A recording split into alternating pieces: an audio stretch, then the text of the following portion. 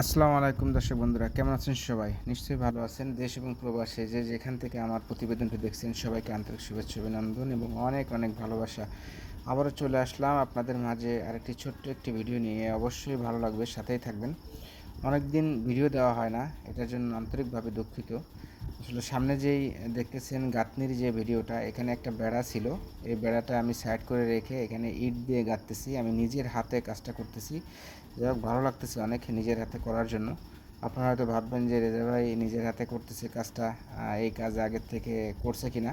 আসলে তেমনটা না ভাই, কোনো কাজ কেউ মার পেটের থেকে শিখে আসে না। আপনিও একবার দেখলে শিখতে পারবেন এবং জানতে পারবেন, করতে পারবেন, কোনো বিষয় না, এটা অনেক জটিল কোনো কিছু না।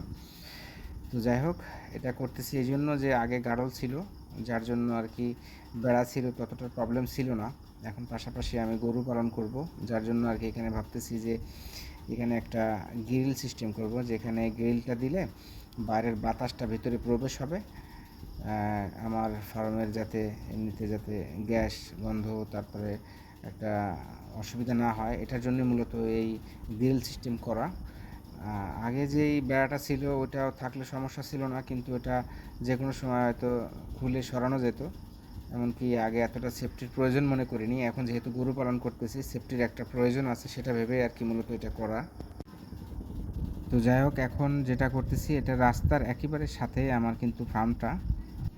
এটার জন্য আর কি আপনাদের সাথে একটু শেয়ার করলাম, ভিডিওটা দেখালাম। অনেক দিন যাবৎ ভিডিও দেয় না, দেশের পরিস্থিতিও তেমন একটা ভালো না, মন মানসিকতা ভালো ছিল না, যার জন্য আর কি ভিডিও দেওয়া হয়নি।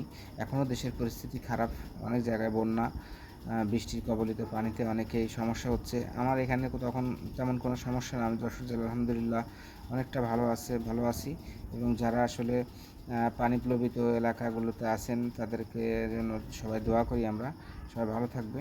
এবং দেশে এবং প্রবাসে যেসব ভাইয়েরা আমার ভিডিওটি দেখে থাকেন, অনেক দিন যাবত আমি ভিডিও শেয়ার করতে পারি না, তার জন্য আসলে ভাই মনে কিছু নেবেন না, দুঃখিত আসলে ভিডিওটা না দেওয়ার জন্য।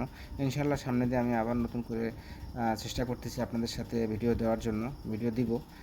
এই ফার্মের যেই গরু ঘরের যে কাজটা ছিল, শর্ট ভিডিও আমি এর আগে দিছিলাম, হয়তো আপনারা দেখছেন। কমপ্লিট ভিডিওটা, বিস্তারিত ভিডিওটা আমার দেওয়া হয়নি, যার জন্য আর কি বিস্তারিত ভিডিওটা আমি এখানে দেওয়ার জন্য আজকে ভিডিওটা করলাম। তো যাই হোক, এই যে ঘাস দেখতেছেন এগুলো গাড়লকে দিব আর কি। বাইরে প্রচণ্ড বৃষ্টি, বৃষ্টির ভিতরে আসলে এদেরকে বিছেলি, বেশিরভাগ বিছেলিটাই খাওয়ায়, ঘাস ততটা বেশি খাওয়ানো হচ্ছে না, তারপরেও আর কি নিয়ে আসা হয়েছে এদেরকে দেওয়ার জন্য। তবে একটা জিনিস মনে করবেন যে ভাই, আসলে গাড়ল পালন করতে গেলে চরানোর পর্যাপ্ত পরিমাণ যদি জায়গা থাকে, আমি মনে করি যে সেসব এলাকাতে গাড়ল পালনের লাভজনক।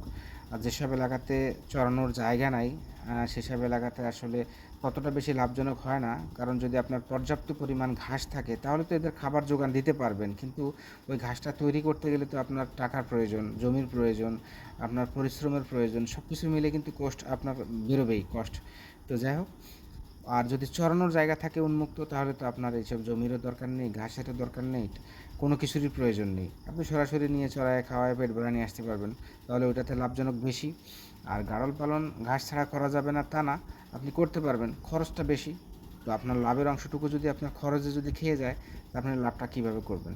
তো যাই হোক, সবাই ভালো থাকবেন। দেশ এবং দেশের বাইরে যে যেখান থেকেই ভিডিওটি দেখতেছেন, এবং অনেকে অনেক ধরনের আশা করতেছেন যে আমরা হয়তো এরকম একটা খামার করব, ইনশাআল্লাহ সবার জন্য দোয়া করি ভাই। আপনারা যারা বাইরে থেকে ভিডিও দেখেন এবং দেখতেছেন, আপনাদের মনের ইচ্ছা আশা আল্লাহ পূরণ করুক। ধন্যবাদ সবাইকে। আসসালামু আলাইকুম।